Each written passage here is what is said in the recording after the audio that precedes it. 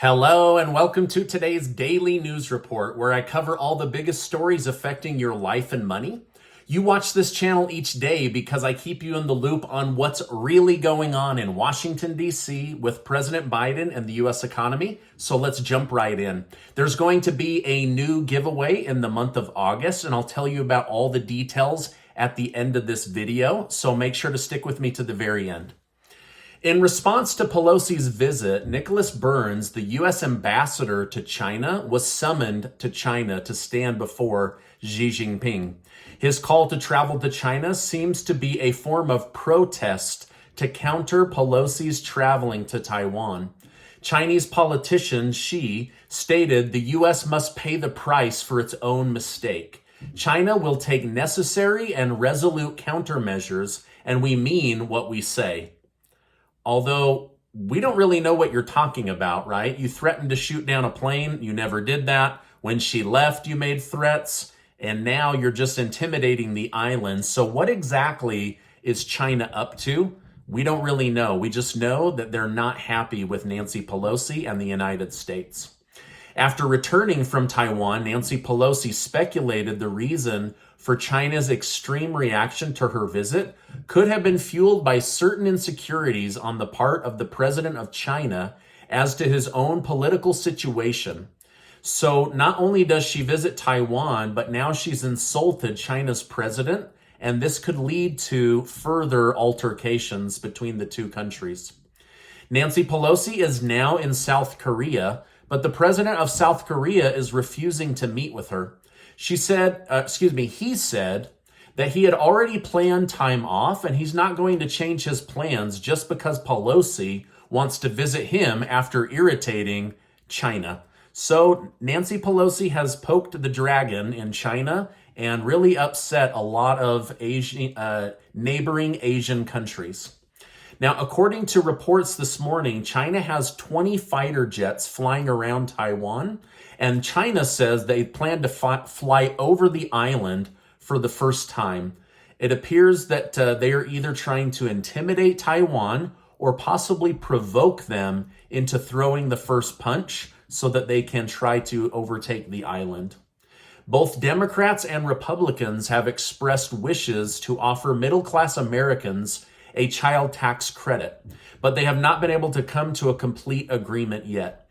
Republican Senator Mitt Romney wants to pass a security act that would give parents making at least $10,000 a year $4,200 for each child under the age of 6 and $3,000 for children under the age of 17. On top of these generous payments, Romney now says that he would like to provide a $2,800 check to pregnant women after their 5th month in order to help them with birthing expenses. So this bill is really built around supporting American families with children and bringing new children into the United States. However, this doesn't mean that Romney's bill won't face backlash just because it's in the news today. Some are saying that they want to get on board now, but they don't know if the American people even want the child tax credit anymore. So will you please let me know in the comments, did the child tax credit monthly check help you? Or did it end up making your taxes go up? And also, do you want the child tax credit monthly checks to come back? Or should we put this baby to bed? Let me know your thoughts in the comments. In regards to the large climate bill, Democrats and Republicans still have their eyes on Senator Kyrsten Sinema of Arizona while she contemplates what decisions she will make. Democrats fully need her support in order to pass this bill, while Republicans need her support in order to block the bill. As of now, Republicans seem to be the most optimistic, with Republican Senator Kevin Cramer stating, "I always have faith in her. I don't know how it will come out, but I have great faith that she's going to do what she feels is right. She's more convicted than she is transactional." However, Democrats are currently trying to persuade her to get moving on this week. Senator Manchin said so far he's only been able to communicate with her via text messages. Today, President Biden signed a new executive order protecting women from crossing state lines to get an abortion in a state that has more lenient abortion laws. President Biden has tested positive for COVID again. The White House physician said he is experiencing a loose cough. Now, I'm not a doctor. I have no idea what a loose cough means, but there you go. So he's tested positive again and is having issues with coughing. Pat Cipollone, former White House counsel for former President Donald Trump, has been subpoenaed by the Justice Department. The DOJ has been questioning many White House officials in front of a grand jury about any evidence or knowledge they have surrounding the January 6th situation. However, Cipollone's attorney may try to negotiate him speaking with the Department of Justice without it being recorded. But it does appear that the Department of Justice has taken some information from the January 6th Select Committee and are now using it to see if they have a case against former President Donald Trump. The Congressional Budget Office released the mathematical details behind the new Inflation Reduction Bill, claiming to lower the national debt by $300 billion. The new report shows the deficit would only shrink by $102 billion, not $300 billion. So their math was off big time once again. I think the thing I'm most worried about is this bill will allow the IRS to hire an additional 80,000 new IRS agents that we already know are going to be auditing the middle and lower income American family. So the IRS has admitted that most of the money they could recover is held by the wealthy. But they also say the IRS simply isn't equipped to deal with the technical difficulties of auditing a billionaire.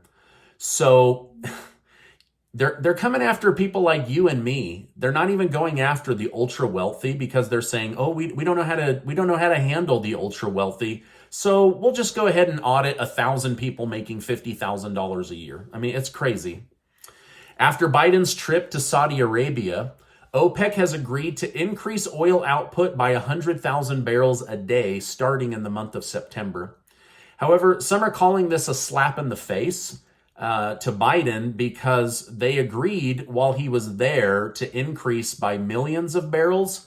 And now they're saying, we're just not going to do it. It might stretch our capacity, which is already limited.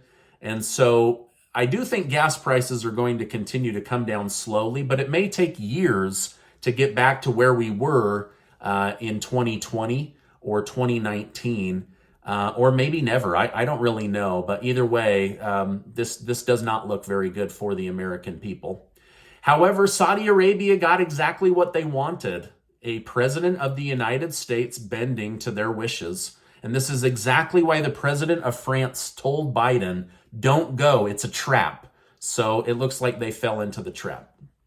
Paul Pelosi has pled not guilty to his DUI and skipped his court hearing so that his lawyers can duke it out on his behalf. More details have emerged. Paul Pelosi was extremely drunk. Records show his car and the car he hit have now been totaled. He failed multiple sobriety field tests, meaning in the moment, and they waited hours and hours to get his official BAC. But while they first pulled him over, it appears that he was on some kind of drugs and also heavily intoxicated, not just a little bit tipsy.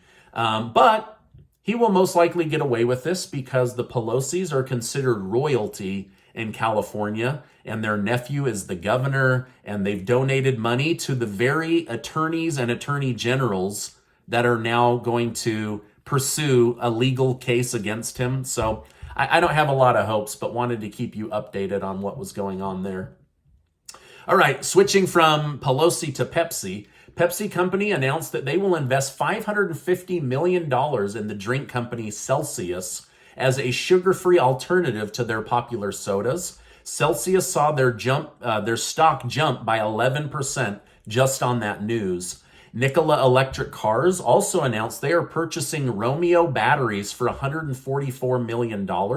Romeo was on the verge of bankruptcy, but had a good product with good turnaround time, but poor management skills. This move will help Nikola rebuild its electric car brand and save the company $350 million over the next 4 years.